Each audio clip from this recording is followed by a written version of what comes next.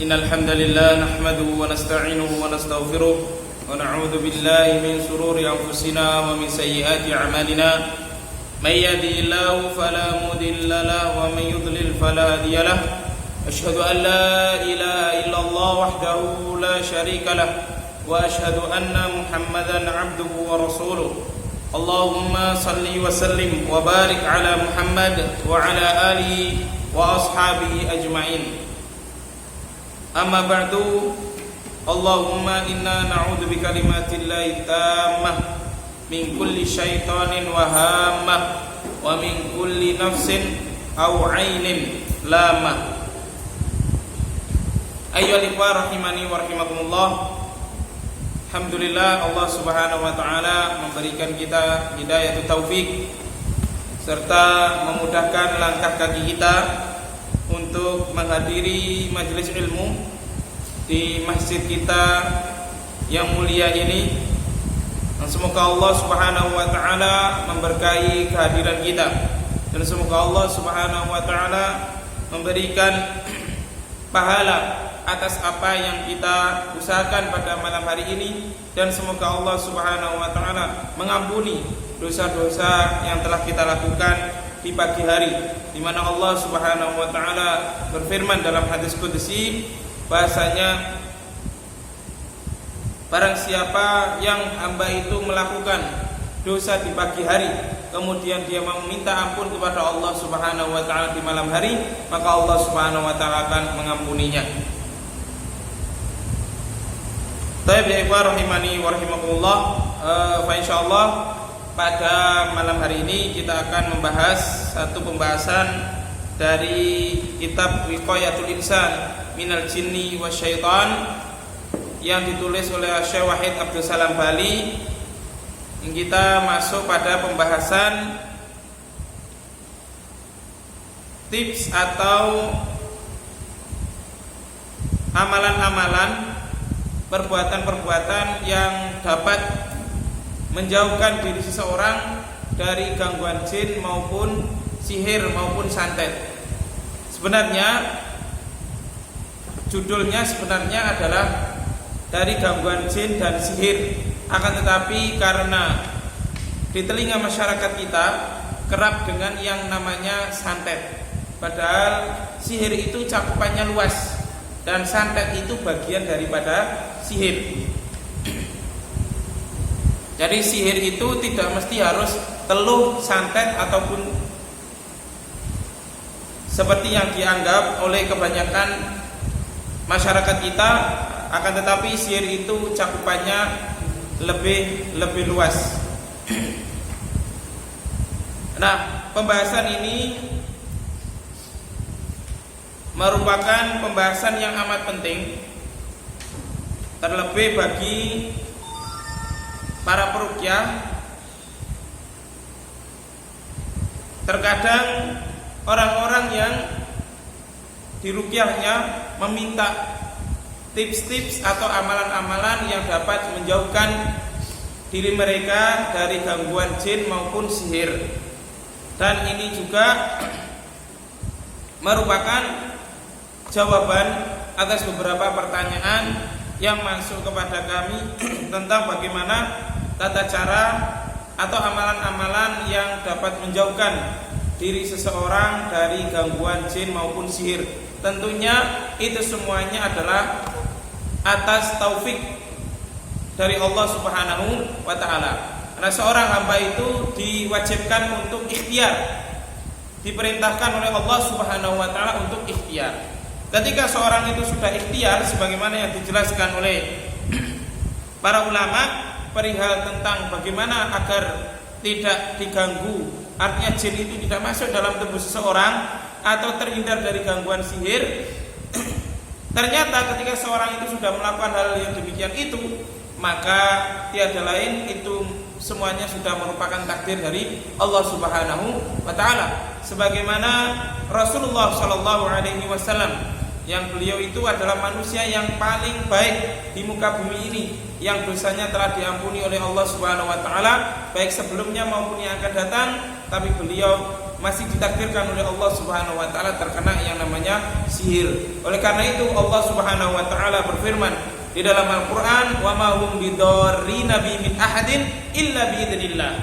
Jadi bangsa jin itu dengan ilmu sihirnya tidak akan bisa memberikan madarat, tidak akan bisa memberikan bahaya kepada manusia illa biidznillah, kecuali atas izin Allah Subhanahu wa taala. Artinya berdasarkan takdir kauni. Di mana akidah Ahlussunnah wal Jamaah itu dalam masalah iman memiliki keyakinan bahwasanya takdir itu ada dua, ada yang namanya takdir kauni dan ada yang namanya takdir asy'ari.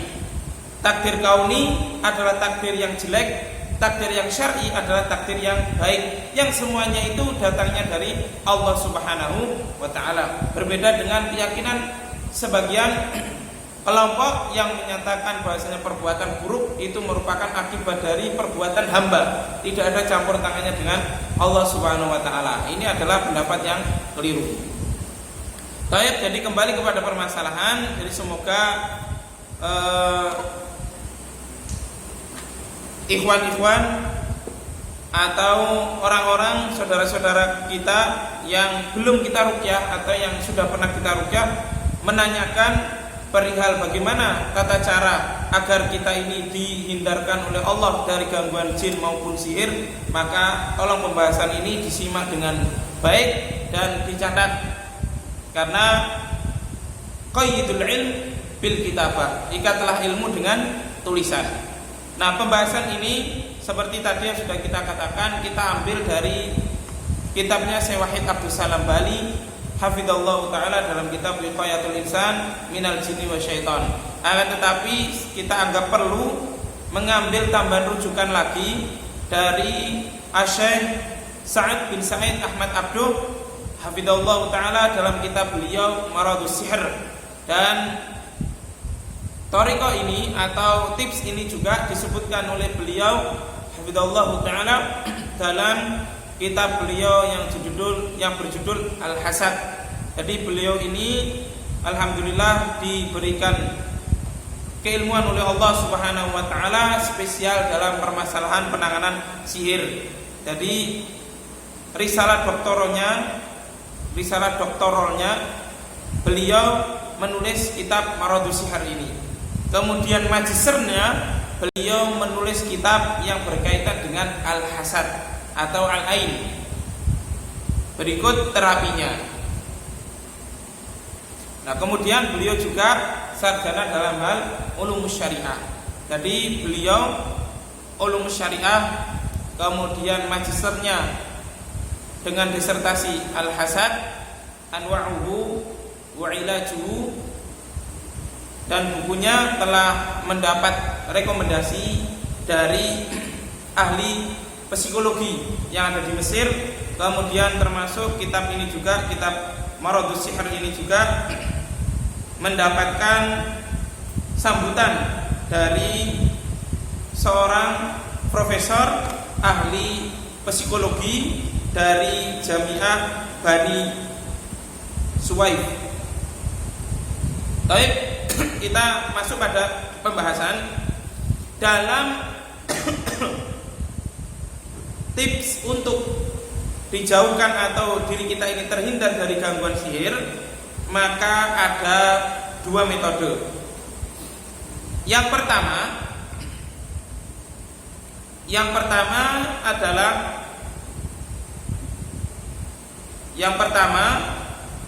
adalah meningkatkan sistem imun tubuh dengan secara fitrah, sekaligus menjaganya.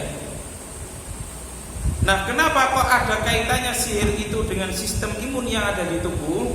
Karena sebagaimana penjelasan yang sudah kita sering bahas, orang yang terkena gangguan sihir itu pasti diganggu sistem kinerja tubuhnya. Itu pasti. Jadi orang yang terkena sihir, dan ini tidak akan diketahui kecuali orang-orang yang terjun dalam dunia ruqyah syariah, yang terjun dalam dunia ruqyah syariah dalam penanganan kasus gangguan sihir. Jadi Dalilnya apa? Bahwasanya sihir itu bisa mengena badan atau menyerang sistem saraf manusia. Dalilnya yakni hadis dari Rasulullah Sallallahu Alaihi Wasallam tentang tersihirnya beliau, di mana beliau Sallallahu Alaihi Wasallam ketika disihir oleh orang Yahudi Labid bin A'sam, yang di situ buhul sihir orang Yahudi itu ada 11 yang dimasukkan ke dalam sumur, yang kemudian Allah Subhanahu wa taala menurunkan surat Al-Mu'awwidzatain, yakni surat An-Nas dan Al-Falaq yang berjumlah ada 11 ayat, dan setiap satu ayat dibaca maka lepaslah satu buhul sihir yang dari orang Yahudi Labid bin A'sam. Dan dalam hadis itu disebutkan bahwasanya ketika Rasulullah Sallallahu Alaihi Wasallam itu tersihir, maka Rasulullah Sallallahu Alaihi Wasallam terkena gangguan di kepala atau sakit kepala, sehingga dijelaskan dalam hadis seakan-akan beliau ini mendatangi istrinya padahal tidak. Kata Syekh Sa'ad bin Sa'id Ahmad Abduh dalam tinjauan beliau, apa yang dialami oleh Rasulullah Sallallahu Alaihi Wasallam pada zaman dulu ketika dalam dunia medis sekarang maka dikatakan sebagai penyakit vertigo. Ini kata beliau hafizallahu taala yang sudah kita tuangkan atau yang sudah kita nukil dalam kitab yang saya susun yang berjudul Dunia Sihir dan Terapinya dalam Islam. Nah, jadi pentingnya di sini kita mengetahui bahwasanya itulah pentingnya karena sihir itu menyerang sistem saraf manusia, maka ketika sistem saraf manusia itu tidak kuat imunnya, maka pasti orang itu akan mudah terkena sihir. Nah, dari sini juga perlu kita ketahui, untuk kasus pengobatan orang yang terkena sihir juga, maka sistem imun tubuh yang ada pada diri seorang itu mempengaruhi. Ketika sistem imun tubuhnya itu membaik, maka otomatis buhul-buhul sihir yang ada pada tubuh seorang tersebut akan mudah untuk lepas atau hilang. Tapi kalau sistem imun tubuhnya itu lemah, maka hanya ada dua kemungkinan, sembuh atau meninggal. Paham? Jadi sistem penanganan gangguan sihir itu seperti sistem penanganan dunia medis. Kalau tubuh orang itu lemah, maka akan rentan terhadap penyakit, sehingga dia itu tidak akan bisa melawan efek sihir tersebut. Apa yang menjadi landasan bahwasanya sihir itu mengena badan manusia? Tadi dalilnya sudah kita kemukakan, hadisnya sahih, diriwayatkan oleh Imam Bukhari dan Muslim. Hadis tentang tersihirnya Rasulullah Sallallahu Alaihi Wasallam. Kemudian bukti yang lain bahwasanya ketika kita menangani kasus-kasus orang yang terkena sihir, terlebih orang yang terkena penyakit yang sampai saat ini dunia medis itu belum menemukan penyebabnya secara pasti, maka itu secara keumuman atau secara kebanyakannya pasti akibat dari ulah bangsa jin atau ulah dari sihir. Semisal apa? Semisal contoh penyakit kanker atau tumor, entah tumor ganas maupun tumor jinak, sampai saat ini dunia kedokteran belum menemukan dalilnya secara pasti atau sebabnya secara pasti apa penyebab tumbuhnya kanker atau tumor dalam tubuh seseorang. Dan ini pernah kita diskusikan kepada salah satu petugas medis yang kebetulan akrab dengan kita, yang ada di Lamongan juga, dan alhamdulillah beliau juga termasuk salah satu donatur Al-Qalam juga, pernah sempat kita diskusikan. Dan ternyata alhamdulillah beliau justru apresiasi dengan apa yang kita sampaikan, dan beliau justru malah mendapat tambahan ilmu baru, dan beliau meyakini bahwasanya sampai sekarang tidak ada tinjauan secara pasti dari dunia medis tentang penyebab dari tumbuhnya kanker.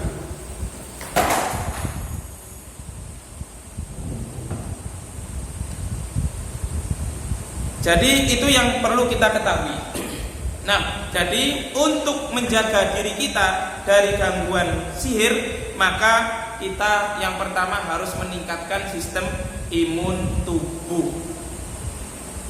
Nah, meningkatkan sistem imun tubuh ini ada dua cara. Yang pertama, meningkatkan sistem imun tubuh dengan cara membiarkannya secara fitrah, membiarkannya tidak terkontaminasi dengan merubah ciptaan Allah Subhanahu wa ta'ala. Paham? Jadi yang pertama, meningkatkan sistem imun tubuh diri kita itu bisa kita tingkatkan dengan cara kita tidak merubah fitrah yang sudah Allah Subhanahu wa ta'ala tetapkan pada diri kita. Rasulullah Shallallahu Alaihi Wasallam bersabda dalam hadis yang diriwayatkan oleh Imam Tirmidzi, dan hadis ini disahihkan oleh Syekh Suhaib Al-Arnaud dan disahihkan juga oleh Syekh Muhammad Nasiruddin Al-Albani dalam Sahihul Jami'. Rasulullah Shallallahu Alaihi Wasallam mengatakan, Inna Allah Taala khalaqa Adam min qabdatin qabadaha min jami'il ard, faja'a banu Adam ala qadril ard, minhumul ahmar wal aswad wal abyad wal asfar wa baina dalik wasahl wal hazn wal khabith wat thayyib. Kata Rasulullah sallallahu alaihi wasallam, corak keberagaman manusia itu disebutkan di sini adalah manusia itu diciptakan oleh Allah Subhanahu wa taala, ada yang berkulit kemerah-merahan, ada yang berkulit hitam, ada yang berkulit putih, ada yang berkulit kuning langsep. Wa baina dzalika, dan antara selain itu, dan ada juga yang diciptakan oleh Allah Subhanahu wa taala as-sahlu. Sahel maksudnya mudah, baik dalam menerima pelajaran ataupun dalam mengerjakan suatu perkara. Atau terkadang juga dia ditakdirkan oleh Allah Subhanahu wa taala al-haznu. Memang tabiatnya dia itu suka bersedih. Kemudian wal khabith, terkadang juga dia memang ditakdirkan oleh Allah Subhanahu wa taala sebagai orang yang buruk, wat thayyib, dan juga terkadang dia ditakdirkan oleh Allah Subhanahu wa taala sebagai orang yang baik. Maka inilah corak tabiat manusia. Ketika seorang itu telah ditakdirkan oleh Allah Subhanahu wa taala menjadi hamba yang baik, maka janganlah dia merubah fitrah yang telah Allah Subhanahu wa taala tetapkan. Paham di sini maksudnya? Jadi fitrah Allah Subhanahu wa taala, antum semuanya ini diciptakan oleh Allah Subhanahu wa taala tentu dengan beraneka ragam corak dan karakter, memiliki karakter masing-masing, memiliki kepribadian masing-masing. Nah, kepribadian atau jiwa yang baik yang ada pada diri antum itu maka sudah jangan dirubah. Tapi kalau ada watak yang buruk pada diri antum maka harus dirubah, karena ini merupakan perintah Allah Subhanahu wa taala.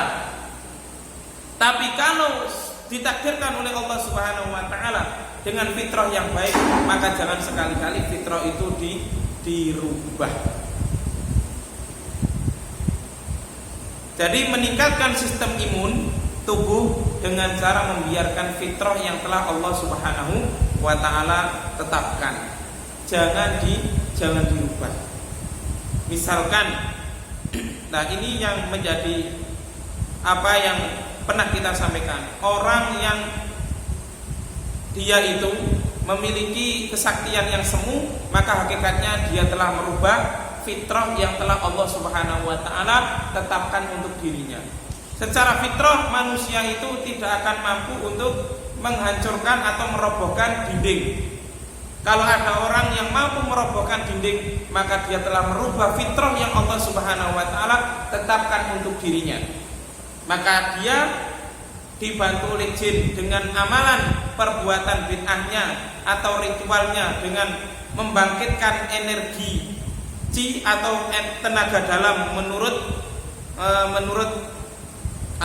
dunia persilatan, yang ada di Indonesia ini. Tapi kalau menurut dunia persilatan yang ada di negeri tirai bambu, maka dikatakan sebagai meningkatkan atau membuka cakra atau membuka chi. Maka kalau ada orang yang berusaha untuk membuka tersebut, maka dia hakikatnya telah merubah ciptaan Allah Subhanahu wa taala, merubah fitrah yang telah Allah Subhanahu wa taala tetapkan.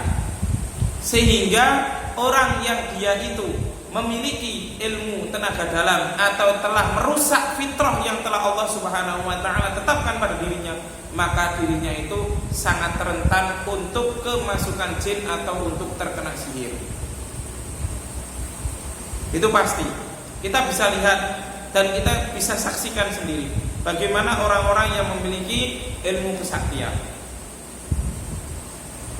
Maka dalam dirinya itu pasti akan selalu ada perasaan was-was, khawatir bahasanya kesaktian yang dimilikinya itu akan dikalahkan oleh orang lain. Atau terkadang dia sendiri merasa, wah saya ini sedang dikirimi orang lain. Itu pasti. Jadi orang yang telah merubah fitrah yang Allah Subhanahu wa taala tetapkan pada dirinya, maka orang itulah yang sangat rentan kemasukan bangsa jin atau terkena sihir. Oleh karena itu, orang yang memiliki ilmu tenaga dalam, yang memiliki kesaktian-kesaktian semu, entah dengan beragam macam namanya, entah dengan nama jurus atau ajian peliwis putih atau lebur saketi atau dengan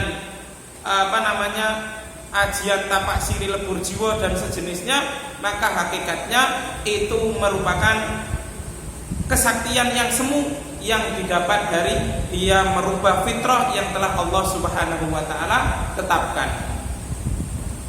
Kalau seandainya hal itu merupakan amalan yang baik, tentu perbuatan tersebut sudah dilakukan oleh Rasulullah SAW dan para sahabatnya, selaku mereka adalah orang yang terjun langsung dalam medan jihad.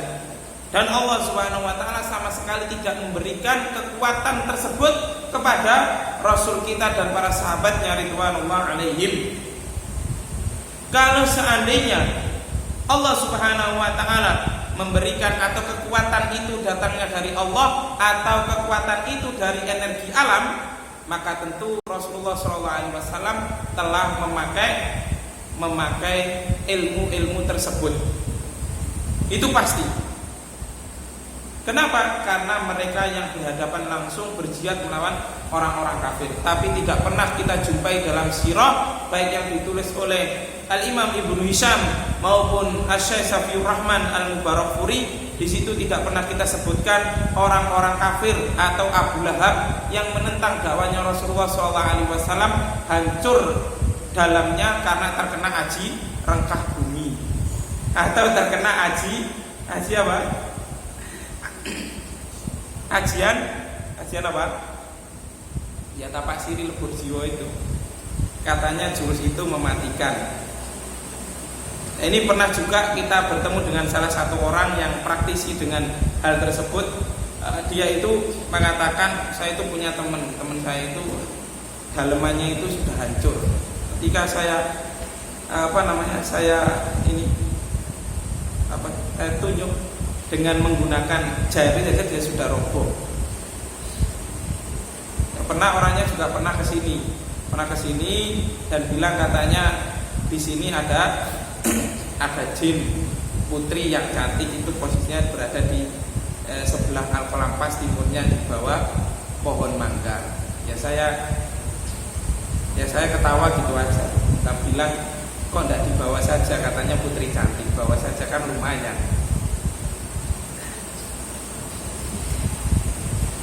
Dan apa yang terjadi pada dirinya berdasarkan informasi yang kita dapatkan, anaknya dibikin sering sakit. Ketika dia pergi kerja, anaknya sakit panas, dan juga dia dibikin emosinya tidak stabil. Jadi dia mudah rentan terkena penyakit. Karena apa? Karena sudah merubah fitrah yang Allah Subhanahu wa taala berikan kepada dirinya. dan memudahkan jin lain untuk bergabung masuk ke dalam dirinya. Itu pasti. Wong terkadang dalam kita yang tidak pernah melakukan hal-hal semacam itu saja, terkadang ada orang yang kesurupan. Kenapa? Karena pada diri manusia itu ada yang namanya jin korin. Nah, korin itu disebutkan oleh Syekh Ahmad Az-Zagobi, dialah yang bersekongkol dengan bangsa jin dan tukang sihir yang menunjukkan tempat di mana letak kelemahan manusia yang akan dirasukinya. Maka korin itu tugasnya akan menunjukkan kepada jin, entah jin biasa atau jin akibat atau jin kiriman dari sihir, akan ditunjukkan oleh korin tersebut, korin kita, tempat yang nyaman untuk dia tempati. Nah, apalagi orang yang dirinya itu sudah dilubangi dengan sendirinya akibat dia itu mengamalkan hal-hal yang dimurkai oleh Allah Subhanahu wa ta'ala. Paham ya sampai ini? Jadi jangan sekali-kali kita merubah ciptaan Allah Subhanahu wa ta'ala. Itu pertama, dengan mengaktifkan cakra atau mengaktifkan energi ji atau mengaktifkan tenaga dalam. Yang kedua, bisa dengan cara merubah fitrah Allah Subhanahu wa ta'ala itu dengan cara yang dia itu laki-laki tapi dia berdandan seperti perempuan. Atau sebaliknya, perempuan tapi dia berlagak seperti laki-laki atau tomboy. Atau sebaliknya, laki-laki yang menyerupai perempuan, banci. Ini juga termasuk orang yang merubah fitrah Allah Subhanahu wa ta'ala. Termasuk kalau ada laki-laki yang dia itu berteman dengan wanita.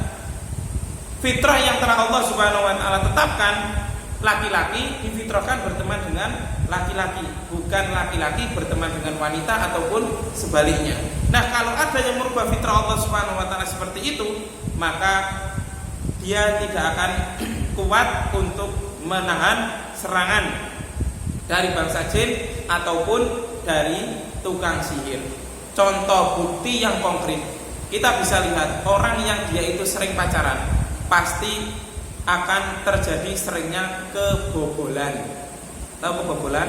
Ya naudzubillah min dzalik. Semoga saja tidak sampai terjadi hamil di luar nikah. Ya kan? Tapi minimalnya pasti dia itu entah pegang tangannya atau entah mencium cipika-cipiki atau yang lainnya, itu pasti.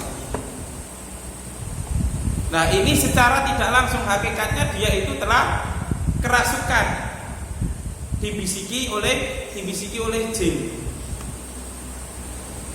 Nah, ini adalah contoh kecil, karena kerasukan sendiri, kesurupan sendiri itu bertingkat-tingkat seperti yang sudah kita jelaskan pada bab-bab yang telah lewat. Jadi ada masul kuli, ada masul juz'i. Baik, paham sampai sini? Yang kedua, meningkatkan sistem imun tubuh dengan cara ikhtiar. Nah, dengan cara ikhtiar atau al-muktasabah. Al-muktasabah ini ya dengan usaha. Kalau tadi kan membiarkan fitrah Allah Subhanahu wa ta'ala sebagaimana asalnya. Itu yang pertama. Cara yang kedua, dia bisa kebal dari serangan jin maupun serangan dari tukang sihir dengan cara dia itu meningkatkan sistem imun tubuh dengan cara al-muktasabah. Al-muktasabah dengan cara apa? Dengan cara berbuat atau ada upaya untuk meningkatkan sistem imun tubuh.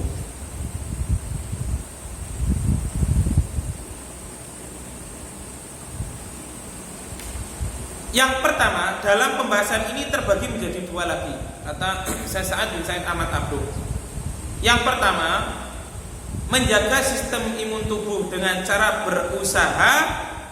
berusaha yang ada kaitannya dengan hati, i'tiqad. Jadi dia harus menjaga hatinya dari fitnah syubhat sekaligus fitnah syahwat. Berarti apa?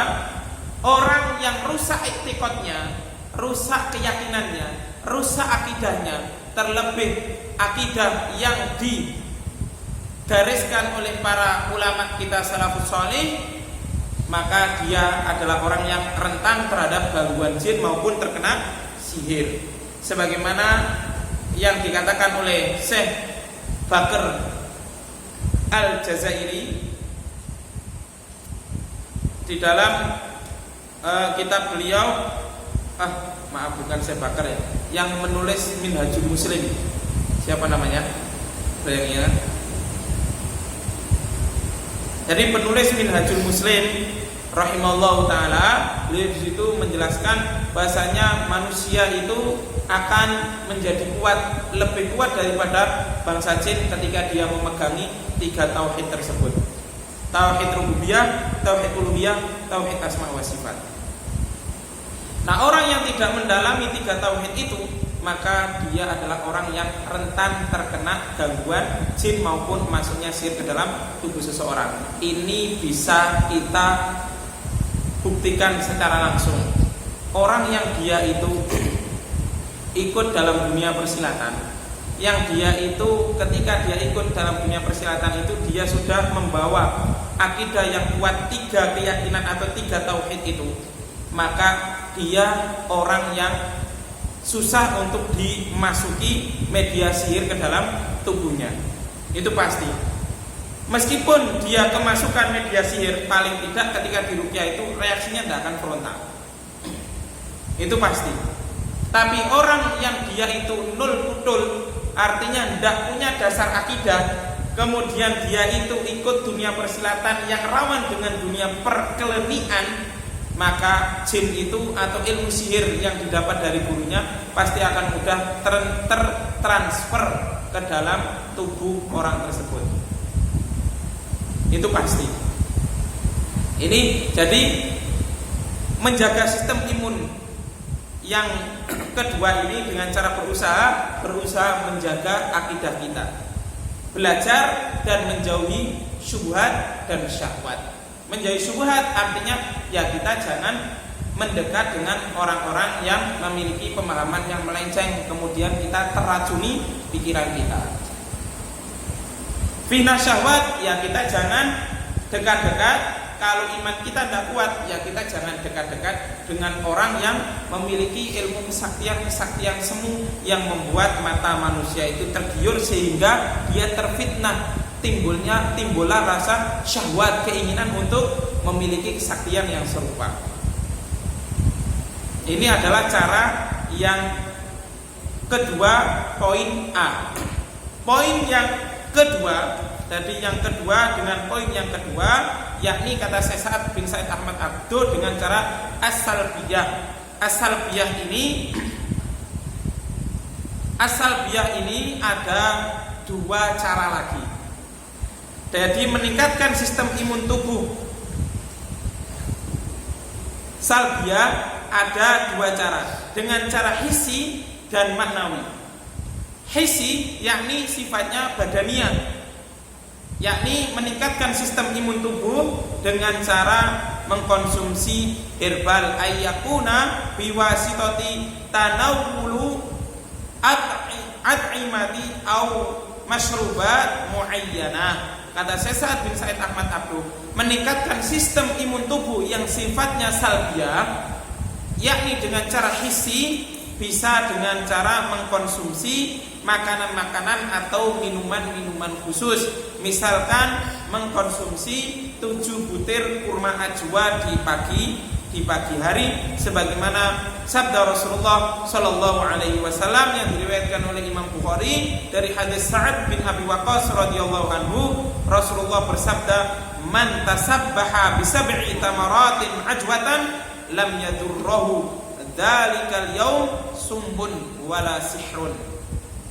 Jadi dalam hadis ini, orang yang mengkonsumsi 7 butir kurma ajwa, maka dia tidak akan terkena bahaya dan tidak pula akan terkena sihir. Nah, untuk kasus ini kita tidak bisa serta-merta ketika orang yang terkena gangguan sihir itu kita suruh untuk mengkonsumsi kurma ajwa saja, tidak cukup.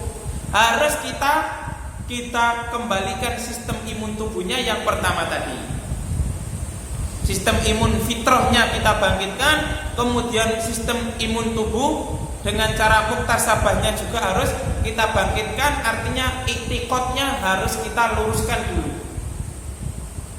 Jadi ini yang terkadang tidak dipahami oleh kebanyakan para peruqyah, yang terkadang justru malah membingungkan peruqyah sendiri. Terkadang orang yang diruqyah itu tanya terus, Ustaz, saya ini sudah mengkonsumsi 7 butir kurma ajwa, tapi kok masih kesurupan?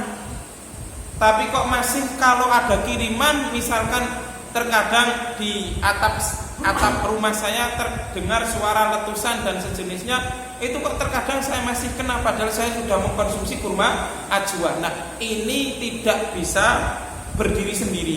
Harus kita lihat bagaimana sistem imun fitrahnya bagaimana, kemudian sistem imun al-muktasabahnya bagaimana, iktikadnya dia itu memiliki 3 iktikad itu atau tidak. Nah ini makanya peruqyah itu tidak mudah. Peruqyah itu tidak mudah. Jadi jangan dikira ruqyah itu sesimpel apa yang dikatakan oleh sebagian orang. Mereka mengatakan seperti itu, sudah ruqyah sendiri aja, ruqyah mandiri saja. Karena mereka itu satu, belum pernah terkena gangguan sihir atau jin. Yang kedua, belum terjun dalam dunia ruqyah, sehingga mengatakan dengan sesimpel itu. Padahal ruqyah itu ada prosesnya dan ada tahapannya dan ada ilmunya. Apalagi terkena gangguan sihir, maka kita harus teliti. Apalagi terkena sihir, maka kita tidak boleh bermudah-mudahan. Dan antum yang terjun dalam dunia ruqyah syariah, maka jangan sampai kalau orang itu antum diagnosa terkena sihir, jangan dikasih tahu. Nanti khawatirnya mereka malah justru tersibukkan dengan mencari bumbul sihir dan tidak meningkatkan sistem imun tubuhnya, baik sistem imun tubuh yang pertama secara fitrah maupun sistem imun tubuh al-muktasabah. Nah, al-muktasabah yang salbiyah ini terbagi menjadi 2 poin. Yang pertama adalah hissi, secara anggota badan, yakni dengan dia mengkonsumsi obat-obatan herbal, misalkan mengkonsumsi madu, mengkonsumsi habat sauda, atau mengkonsumsi kurma ajwa. Kemudian ada yang sifatnya maknawi.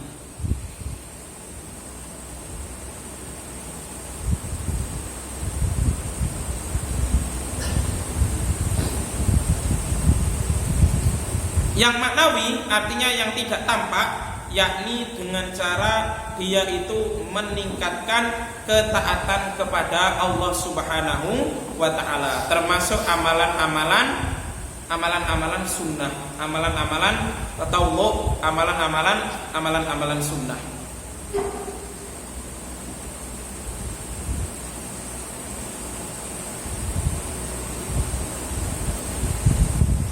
Oleh karena itu dulu pernah kita bikin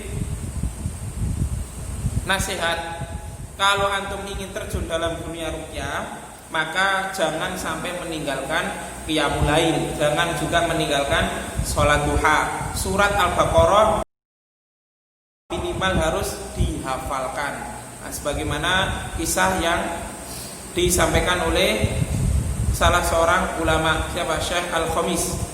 Kalau tidak salah beliau bercerita ada seorang wanita yang ingin disihir. Ternyata sihirnya tidak mempan gara-gara berkat beliau itu hafal surat Al-Baqarah.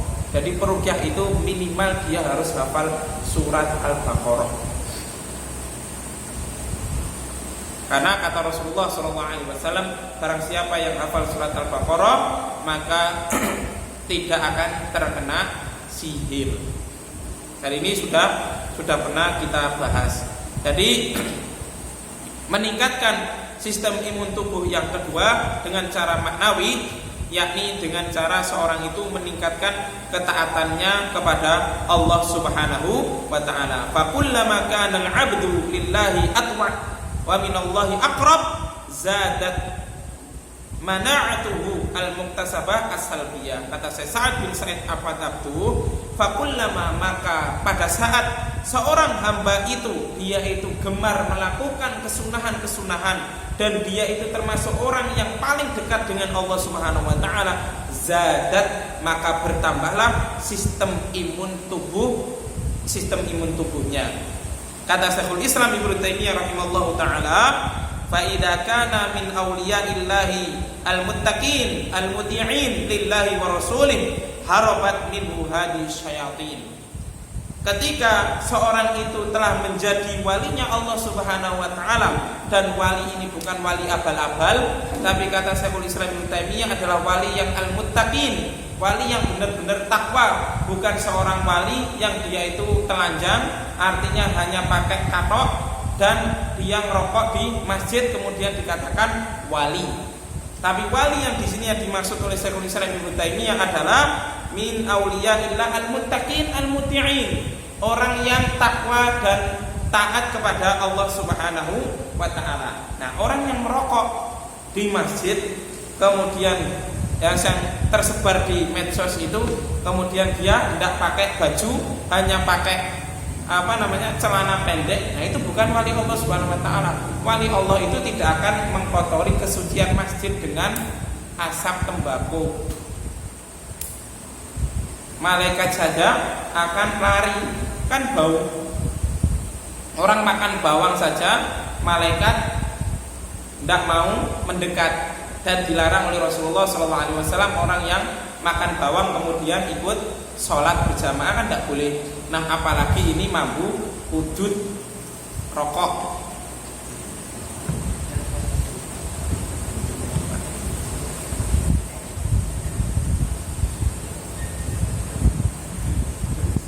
Nah, di sini perhatikan, ini kata Syekhul Islam Ibnu Taimiyah rahimahullah taala. Ketika dia itu menjadi wali Allah yang bertakwa dan taat kepada Allah Subhanahu wa taala, maka setan itu akan lari darinya. Maka kata beliau, wa kana a'wanuhu jundullah minal malaikah wal jinnil mu'minin wa ghairihim. Maka orang yang dia itu menjadi walinya Allah yang bertakwa dan taat kepada Allah, maka dia itu akan diberikan oleh Allah Subhanahu wa taala penolong-penolong. Jundullah minal malaikah, pasukan Allah Subhanahu wa taala dari malaikat, wal jinnil mukmin, dan dari jin mukmin, wa ghairihim, dan selain keduanya. Jadi orang yang dia itu menjadi walinya Allah tanpa dia itu melakukan ritual tertentu, entah puasa mutih atau puasa pati geni atau puasa kalong, atau dengan cara poso mendem dengan dirinya dimasukkan ke liang lahat, atau poso bisu, puasa tidak berbicara, tidak perlu melakukan seperti itu. Ketika dia itu menjadi hamba Allah yang bertakwa dan taat kepada Allah, maka Allah Subhanahu wa taala akan memberikan pertolongan kepadanya, akan diturunkan kepadanya bala tentara Allah dari kalangan malaikat dan jin mukmin. Kalau ini adalah jin mukmin yang asli dari Allah Subhanahu wa taala tanpa ada ritual tertentu. Cukup kita itu mendekatkan diri kepada Allah, taat kepada Allah Subhanahu wa taala, dan kita menjadi hamba Allah yang paling bertakwa. Kenapa? Karena orang yang bertakwa maka dia adalah orang yang dimuliakan Allah. Inna akramakum indallahi atqakum. Sesungguhnya orang yang paling mulia di antara kalian adalah orang yang paling bertakwa. Jadi orang yang paling bertakwa adalah orang yang paling dimuliakan Allah. Kalau dimuliakan Allah, kata Syekhul Islam Ibnu Taimiyah, maka pasti Allah Subhanahu wa taala akan menurunkan pertolongan atau memberikan pertolongan kepada orang tersebut, bala tentaranya dari golongan para malaikat. Paham ya?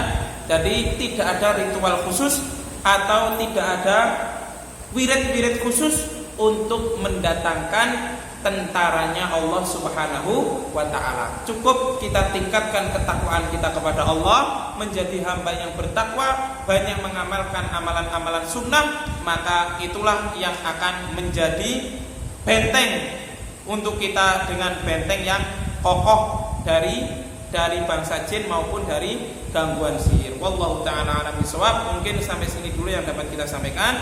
Insyaallah akan kita lanjut pada pertemuan yang berikutnya. Masih ada pembahasan lagi terkait dengan tips agar terbebas dari gangguan jin maupun gangguan sihir. In uridu illal islaha mastata'tu wa ma taufiqi illa billah alaihi tawakkaltu wa ilaihi unib. Subhanakallahumma wa bihamdika asyhadu an la ilaha illa anta astaghfiruka wa atubu ilaik. Wassalamualaikum warahmatullahi wabarakatuh.